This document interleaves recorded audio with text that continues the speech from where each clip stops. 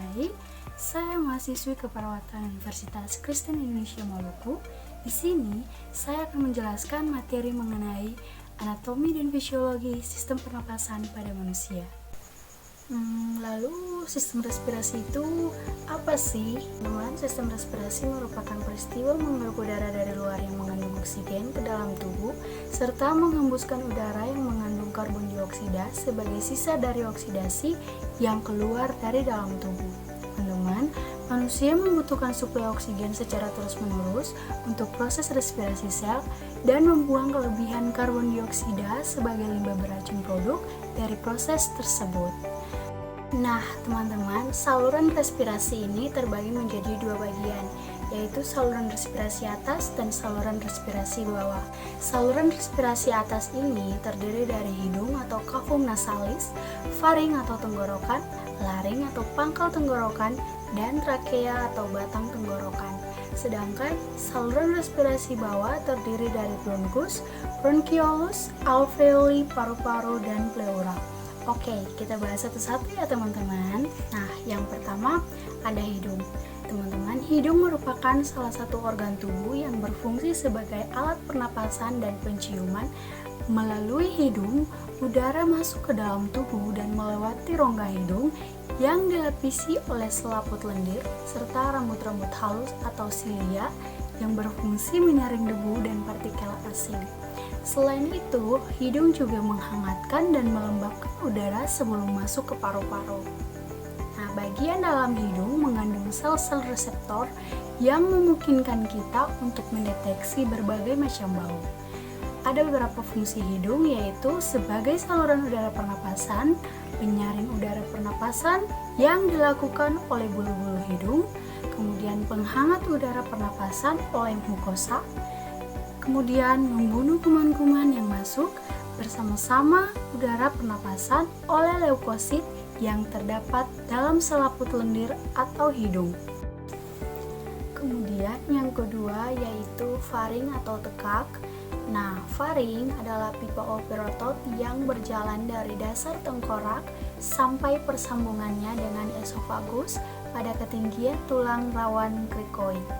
Faring merupakan percabangan dua saluran yang menghubungkan mulut atau orofaring dan kerongkongan atau nasofaring.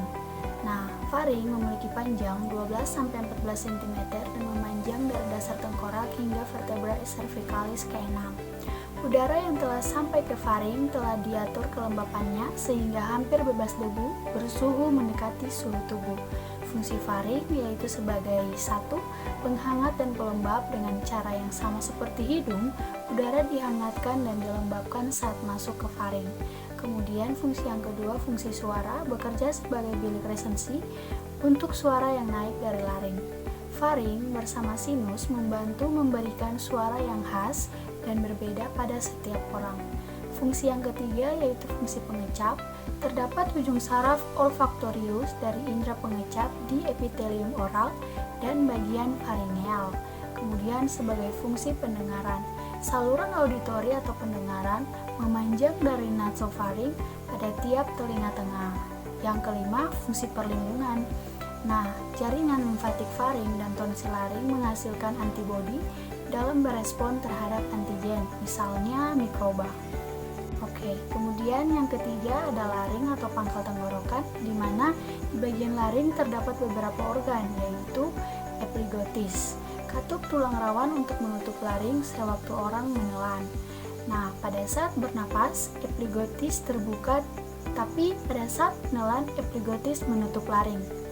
Jika bernapas melalui mulut, udara yang masuk ke paru-paru tidak dapat disaring, dilembabkan, atau dihangatkan. Pita suara, terdapat dua pita suara yang dapat ditegangkan dan dikendurkan, sehingga lebar sela-sela antara pita-pita tersebut berubah-ubah sewaktu bernapas dan berbicara. Selama pernapasan, pita suara sedikit terpisah sehingga udara dapat keluar masuk. Yang berikut ada trakea. Trakea tersusun atas 16-20 cincin tulang rawan. Celah diantaranya dilapisi oleh jaringan ikat fibroelastik. Trakea terdiri atas 3 lapis jaringan, yaitu lapisan luar yang terdiri atas jaringan elastik dan fibrosa, yang membungkus kartilago. Lapisan tengah terdiri atas kartilago dan pita otot polos yang membungkus trakea dalam susunan helik. Ada sebagian jaringan ikat mengandung pembuluh darah dan limfe serta saraf otonom. Kemudian lapisan dalam yang terdiri atas epitelium kolumnar, penetrasi mukus. Teman-teman, fungsi trakea yaitu mengirim udara ke paru-paru, kemudian menyaring benda asing, sel goblet dalam trakea, memproduksi lendir untuk menahan benda asing, bakteri, dan virus agar tidak masuk ke dalam paru-paru. Kemudian yang ketiga, membantu fungsi sistem pencernaan. Tulang rawan yang berbentuk cincin memungkinkan trakea menciptakan ruang besar jadi lebih mudah menelan makanan. Kemudian yang keempat, membantu batuk. Trakea akan berkontraksi untuk mempersempit lumen trakea agar udara mengalir lebih cepat melalui trakea saat keluar sehingga lendir dan partikel debu lebih mudah dikeluarkan. Nah, yang berikutnya ada bronkus. Bronkus merupakan percabangan trakea. Setiap bronkus primer bercabang 9-12 kali dengan diameter yang semakin kecil. Bronki primer bercabang menjadi bronki lobar, bronki segmental, bronki subsegmental. Nah, fungsi bronkus yaitu memastikan udara dari mulut atau hidung tiba di alveoli dengan bersih. Kemudian membantu mengeluarkan debu dan partikel asing yang berisiko membahayakan paru-paru. Kemudian menghasilkan dahak untuk mencegah peradangan pada bronkus. Kemudian ada bronkiolus. Cabang ke-12-15 bronkus tidak mengandung lempeng tulang rawan, tidak mengandung kelenjar submukosal. Otot polos bercampur dengan jaringan ikat longgar. Epitel kuboid bersilia dan sel bronkiolar tanpa silia atau sel clara. Lamina propria tidak mengandung sel goblet. Cabang bronkus kanan dan kiri bercabang lagi menjadi bronkus lobaris dan segmentalis. Percabangan ini terus menjadi kecil sampai akhirnya menjadi bronkiolus terminalis. Bronkiolus tidak diperkuat oleh cincin tulang rawan, hanya otot polos sehingga ukurannya dapat berubah. Kemudian teman-teman ada paru-paru. Paru-paru adalah organ pernapasan utama manusia yang lokasinya di rongga dada. Paru-paru dipisahkan oleh area yang disebut dengan mediastinum. Nah, area ini berisi jantung, trakea, esofagus, dan kelenjar getah bening. Paru-paru ditutupi oleh selaput pelindung yang dikenal sebagai pleura dan dipisahkan dari rongga perut oleh diafragma otot. Nah, setiap paru-paru terbagi lagi ke beberapa bagian yang disebut lobus. Di bagian kanan terdapat 3 lobus dan di sebelah kiri terdapat 2 lobus. Paru-paru kanan di bagian atas terdapat lobus superior, di bagian tengah terdapat lobus medius, dan yang paling bawah terdapat lobus inferior. Sedangkan di bagian kiri hanya terdapat 2 bagian atas dan bawah. Nah, sehingga hanya memiliki lobus superior dan inferior. Nah, kemudian ada alveoli. Fungsi alveoli memiliki peran sebagai oksigen dan karbon dioksida saling bertukar.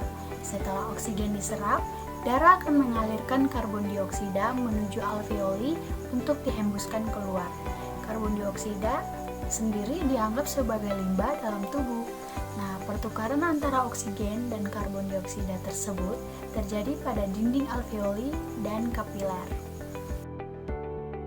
Kemudian yang terakhir ada pleura. Fungsi pleura yaitu untuk membantu mengoptimalkan fungsi paru-paru saat pernapasan. Kemudian sebagai kantong tempat paru-paru menukar oksigen dari udara dengan karbon dioksida yang ada di darah. Fungsi mekanis pleura adalah meneruskan tekanan negatif toraks ke dalam paru-paru. Nah, itu tadi adalah penjelasan mengenai anatomi dan fisiologi dari sistem pernapasan.